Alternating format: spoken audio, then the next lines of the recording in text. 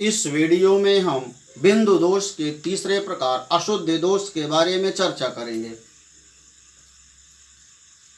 अशुद्ध दोष, जिसे अंग्रेजी में इम्प्योरिटी डिफेक्ट्स कहते हैं। अशुद्ध दोष ये क्या होता है? देखिए, कॉपी में नोट करेंगे। किसी भी पदार्थ के शुद्ध क्रिस्टल में जब कोई बाहरी पदार्थ मिलाया जाता है तब उसे अशुद्ध कहते हैं, तथा किसी क्रिस्टल में अशुद्ध की अति अल्प मात्रा मिलाकर के दोष उत्पन्न करने की जो क्रिया है डोपिंग कहलाती है। अब डोपिंग के द्वारा किसी भी क्रिस्टल की चालकता में वृद्धि की जाती है। देखिए, अशुद्ध दोष जो है ये दो प्रकार का होता है। पहला आयनिक ठोसों में अशुद्ध दोष। आयनिक ठोसों में किसी भी अन्य पदार्थ की या आयन की अशुद्ध मिलाने पर एक धनायन रिक्ति बनती है, और इस रिक्ति के कारण जो है विद्युत धारा या चालकता में वृद्धि होती है, क्रिस्टल की चालकता में वृद्धि होती है। जैसे NaCl के क्रिस्टल में स्ट्रांसियम क्लोराइड के अशुद्ध मिलाने पर स्ट्रांसियम आयन सोडियम आयनों को प्रतिस्थापित करके उसका स्थान स्वयं ले लेते हैं, तथा आवेश संतुलन के लिए एक स्ट्रांसियम आयन के विरुद्ध दो सोडियम आयन जो है वो क्रिस्टल के बाहर जाते हैं, जिससे एक धनायन रिक्ति बनती है, जिसके कारण क्रिस्टल की विद्युत चालकता में वृद्धि होती है। देखेंगे,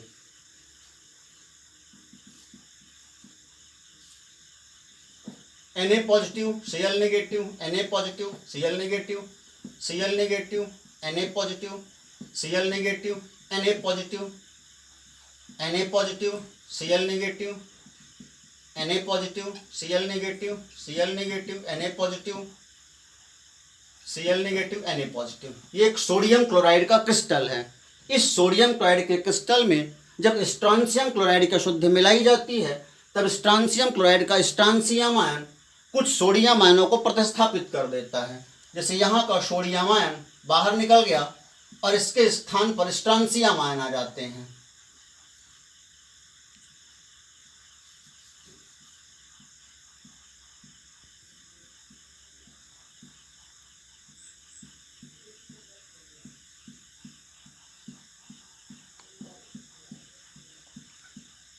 अब यहाँ पर स्ट्रांसियम आयन की वैलेंसी 2 है, अतः आवेश संतुलन के लिए अतिरिक्त सोडियम आयन जो है, अन्य सोडियम आयन जो है अपने स्थान से बाहर चला जाता है। यहाँ का सोडियम आयन भी बाहर चला जाएगा, जिससे आवेश का संतुलन बना रहे, और यहाँ पर एक धनायन रिक्ति हो जाएगी। धनायन रिक्ति, अतिरिक्त संयोजकता वाला धनायन। तो इस प्रकार से धनायन रिक्ति बन गई है, इसी कारण चालकता में वृद्धि होती है। दूसरा है सहसंयोजी ठोसों में अशुद्ध दोष। देखिए, समूह 14 के तत्वों जैसे सिलिकॉन व जर्मेनियम ये सहसंयोजी ठोस होते हैं। इनमें समूह 13 के तत्वों या समूह 15 के तत्वों की डोपिंग करके इन्हें अर्धचालक बनाया जाता है। अर्धचालकों के बारे में हम आगे चर्चा करेंगे। इसके बाद अगली हेडिंग है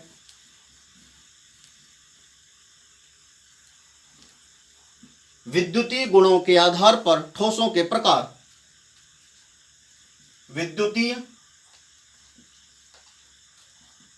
गुणों के आधार पर ठोस के प्रकार। देखिए, विद्युतीय गुणों के आधार पर जो ठोस है वो 3 प्रकार के हैं। पहला है चालक को अंग्रेजी में कंडक्टर कहते हैं। दूसरा है कुचालक को अंग्रेजी में इंसुलेटर कहते हैं। तीसरा है अर्धचालक जिसे अंग्रेजी में सेमीकंडक्टर कहते हैं। अब ये क्या होते हैं, देखिए चालक के बारे में आप जानते हैं, जिन पदार्थों में विद्युत धारा का प्रवाह होता है वो चालक कहलाते हैं। इसमें जरूरी है इसकी चालकता की कोटि जानना। जो चालक पदार्थ होते हैं उनकी चालकता कोटि 10⁴ से 10⁷ ओम इनवर्स मीटर इनवर्स होती है। इनमें जो विद्युत धारा का प्रवाह है यह मुक्त इलेक्ट्रॉनों या गतिशील आयनों के कारण होता है। मुक्त इलेक्ट्रॉनों या गतिशील आयनों के कारण होता है। इसके अंतर्गत सोना, चांदी, एल्यूमिनियम आदि धातुएं आती हैं तथा पिघली अवस्था में NaCl व CsCl आदि के क्रिस्टल आते हैं।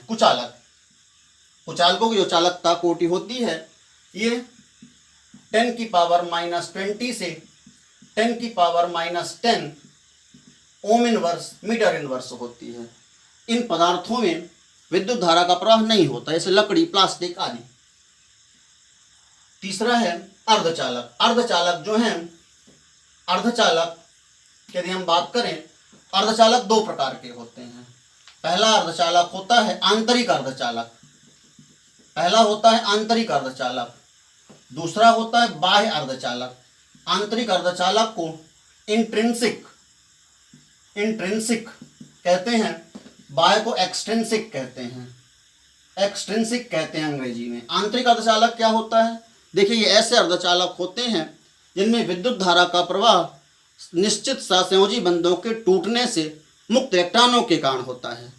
इनमें विद्युत धारा का प्रवाह निश्चित सहसंयोजी बंधों के टूटने से मुक्त इलेक्ट्रॉनों के कारण होता है। जैसे सिलिकॉन व जर्मेनियम ये आंतरिक अर्धचालक होते हैं। इनमें बॉन्ड के टूटने से इलेक्ट्रॉन मुक्त होते हैं तो उनसे विद्युत धारा का प्रवाह होता है। दूसरा है बाह्य अर्धचालक। जो बाह्य अर्धचालक होते हैं वह आंतरिक अर्धचालकों में, जो आंतरिक अर्धचालक हैं उनमें बाह्य अर्धचालक जो होते हैं, आंतरिक अर्धचालकों सिलिकॉन व जर्मेनियम में समूह 15 व 13 के तत्वों की डोपिंग करने से प्राप्त होते हैं। आंतरिक अर्धचालकों के चालकता मान कम होने से इनका उपयोग प्रायोगिक कार्य में कम होता है। जो बाह्य अर्धचालक होते हैं इनको हम देखते हैं। बाह्य अर्धचालक दो प्रकार के होते हैं। पहला है एन टाइप और दूसरा है पी टाइप। एन टाइप और पी टाइप। एन टाइप का अर्थ, एन माने नेगेटिव, यहाँ पर एन से आशय नेगेटिव से है और यहाँ पर पी से आशय पॉजिटिव से है। अब ये क्या होते हैं, देखिए इसको कॉपी में नोट करेंगे। एन टाइप अर्धचालक के बारे में हम बता रहे हैं। एन टाइप सेमीकंडक्टर ये क्या होते हैं, लिखेंगे। देखिए समूह 14 के तत्वों सिलिकॉन या जर्मेनियम में समूह 15 के तत्वों फास्फोरस या आर्सेनिक की डोपिंग करने पर एक इलेक्ट्रॉन मुक्त रहता है और इस मुक्त इलेक्ट्रॉन के कारण इसमें विद्युत धारा का प्रवाह होता है। अर्थात जो एन टाइप अर्धचालक हैं इनमें समूह 14 के तत्वों सिलिकॉन व जर्मेनियम में पंच संयोजी अशुद्ध के रूप में फास्फोरस या आर्सेनिक को मिलाया जाता है, जिससे 4 सहसंयोजी बंध बनने के पश्चात एक इलेक्ट्रॉन मुक्त रहता है। उस इलेक्ट्रॉन के कारण इसमें विद्युत धारा का प्रवाह होता है। नेगेटिव माने इलेक्ट्रॉन, जो इलेक्ट्रॉन फ्री रहता है उसमें नेगेटिव चार्ज होता है। दूसरा जो पी टाइप के अर्धचालक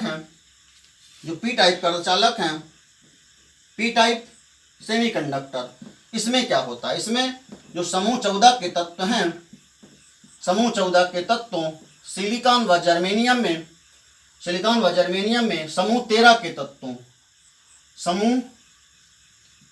के तत्वों बोरान या एल्यूमिनियम, गैलियम इंडियम भी हो सकते हैं, बोरान या एल्यूमिनियम की डोपिंग करने से 3 सहसंयोजी बंध बनने के पश्चात चौथे सहसंयोजी बंध के लिए एक इलेक्ट्रॉन कम पड़ जाता है, जिससे एक छिद्र या धनात्मक छिद्र, पॉजिटिव माने धनात्मक छिद्र या होल उत्पन्न होता है और इसी होल के कारण जो है तो क्रिस्टल में विद्युत धारा का प्रवाह होता है या चालकता में वृद्धि होती है। अब इसके बाद हम देखते हैं, इसको एक डायग्राम के द्वारा भी हम समझ सकते हैं। देखेंगे, ये कॉपी में नोट कर लेंगे, इस डायग्राम को बना लेंगे।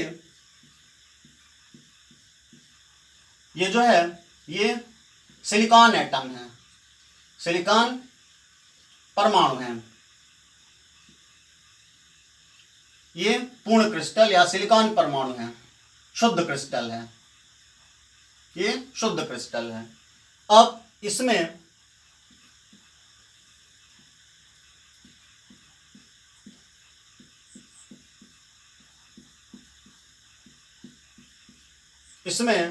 जब हम अशुद्ध के रूप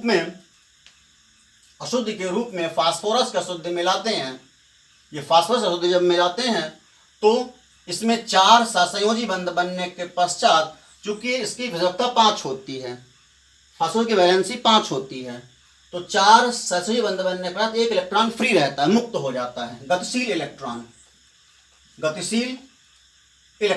इसी इलेक्ट्रॉन के कारण क्रिस्टल में विद्युत धारा का प्रवाह होता है। दूसरा, जब हम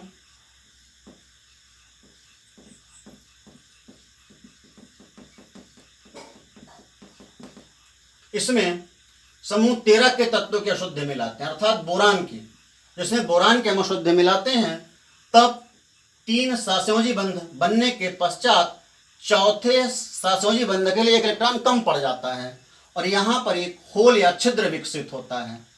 होल या छिद्र, धनात्मक छिद्र विकसित होता है, जिसके कारण जो है विद्युत धारा का प्रवाह होता है। इस प्रकार से एन टाइप जो अर्धचालक है, ये एन टाइप है, ये एन टाइप अर्धचालक है। इसमें अशुद्ध मिलाई जाती है समूह 15 के तत्वों की, समूह 15 के तत्वों की। जो पी टाइप अर्धचालक है, पी टाइप इसमें अशुद्ध मिलाई जाती है समूह 13 के तत्वों की, जो त्रिसंयोजी अशुद्धियां होती हैं। इसमें विद्युत धारा का प्रवाह होल या छिद्र के द्वारा होता है, धनात्मक होल या छिद्र के द्वारा पी टाइप अर्धचालक में विद्युत धारा का प्रवाह होता है। और इसमें जो एन टाइप अर्धचालक में गतिशील इलेक्ट्रॉनों या मुक्त इलेक्ट्रॉनों का विद्युत धारा का प्रवाह होता है, इसका ध्यान रखेंगे।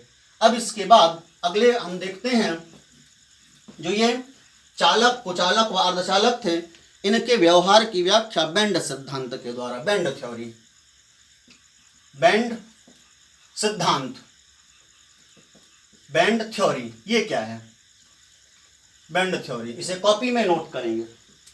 इसके मुख्य 5 बिंदु हैं। पहला बिंदु है, नोट करेंगे, जब कई परमाणुओं के, असंख्य परमाणुओं के संयुक्त होने में जब आणविक कक्षक सिद्धांत का प्रयोग करते हैं, तब इसे बेंड सिद्धांत कहते हैं। दूसरा बिंदु, पहला बिंदु था असंख्य परमाणुओं के संयुक्त होने में जब आणविक कक्षक सिद्धांत का प्रयोग करते हैं, तब इसे बेंड सिद्धांत कहते हैं। दूसरा बिंदु कहता है, इस सिद्धांत के आधार पर निम्नतम ऊर्जा वाले जो परमाणुवीय कक्षक हैं वो संयोजी बैंड कहलाते हैं। इस सिद्धांत में निम्नतम ऊर्जा वाले परमाणु कक्षक संयोजी बैंड कहलाते हैं। उच्चतम ऊर्जा वाले खाली परमाणुवीय कक्षक चालन बैंड कहलाते हैं। तीसरा बिंदु ये है, संयोजी बैंड तथा चालन बैंड के मध्य ऊर्जा का अंतर कम होने पर अतिव्यापन होता है। तो अतिव्यापन होने पर इलेक्ट्रॉन जो है संयोजी बैंड से चालन बैंड में जाते हैं तथा विद्युत धारा का प्रवाह होता है। चौथा बिंदु, संयोजी बैंड तथा चालन बैंड के मध्य ऊर्जाओं का जो अंतर है वह ऊर्जा अंतर कहलाता है। संयोजी बैंड तथा चालन बैंड के मध्य ऊर्जाओं का अंतर जो है ऊर्जा अंतर कहलाता है। पांचवा बिंदु, ऊर्जा अंतर जितना कम होता है चालकता उतनी ही अधिक होती है। अब इसे हम समझते हैं एक डायग्राम के द्वारा। देखेंगे, देखिए, जो कोई भी चालक होता है उसमें निम्नतम ऊर्जा वाले परमाणुवीय कक्षक हैं जो संयोजी बैंड कहलाते हैं। निम्नतम ऊर्जा वाले परमाणविक कक्षकों से बने बैंड संयोजी बैंड होते हैं। ये आंशिक भरे रहते हैं, आंशिक भरे। निम्नतम ऊर्जा वाले परमाणु कक्षकों से बने बैंड संयोजी बैंड होते हैं, ये आंशिक रूप से भरे होते हैं। दूसरा, ये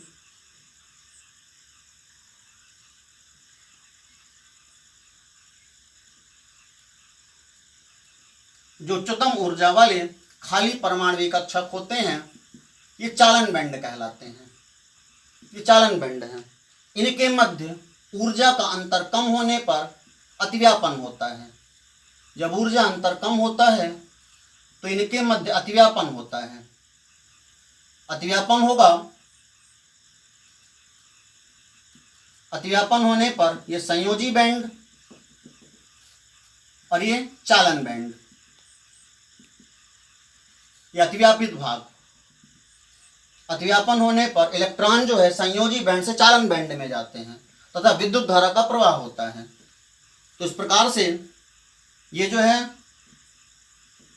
अतिव्यापित बैंड है, अतिव्यापित बैंड है। और ये आंशिक भरा संयोजी बैंड है। तो ये जो चालक हैं, चालकों में इस तरह से संयोजी बैंड व चालन बैंड के मध्य ऊर्जा का अंतर कम होता है, जिससे अतिव्यापन होता है और इलेक्ट्रॉन संयोजी बैंड से चालन बैंड में जाते हैं और विद्युत धारा का प्रवाह होता है। दूसरा, जो कुचालक होते हैं, जो कुचालक हैं उनमें संयोजी बैंड व चालन बैंड के मध्य ये संयोजी बैंड है, ये संयोजी बैंड है और ये चालन बैंड है। चालन बैंड है, इनके मध्य ऊर्जा का अंतर अधिक होता है। ये जो है ऊर्जा अंतर अधिक होता है। ऊर्जा अंतर अधिक होने के कारण इसमें जो संयोजी बैंड के इलेक्ट्रॉन है वो चालन बैंड में नहीं जा पाते तब विद्युत धारा का प्रवाह नहीं होता है। दूसरा, जो अर्धचालक हैं, अर्धचालक होते हैं, ये जो है ये कुचालक हैं। कुचालक जो अर्धचालक होते हैं, अर्धचालकों में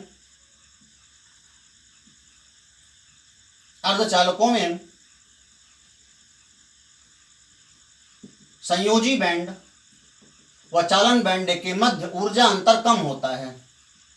ऊर्जा अंतर कम, ये अर्धचालक हैं। अर्धचालक देखिए, जो अर्धचालक होते हैं उनमें संयोजी बैंड